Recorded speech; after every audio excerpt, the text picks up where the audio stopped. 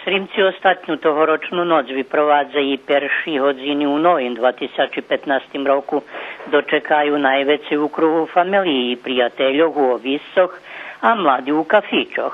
Organizovaný doček najavilo i da skeljopostiteljni budinki, no nije dveljo zacikavenih, jak po toti roki.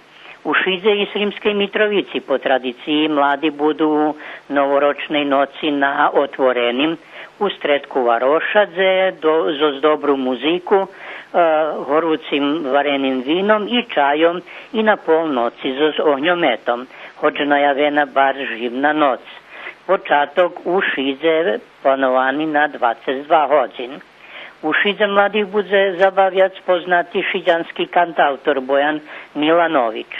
U Ruskim dome u Šidze bude veselo i radosno po tradiciji za našu Viljivu i naš Novi rok, tištagi u Berkasove i Bačincoh, a u Bikiću mladi vyprovádza stariji dočekaju Novi rok u mladeških prostorijoh Valalskoho doma kulturije.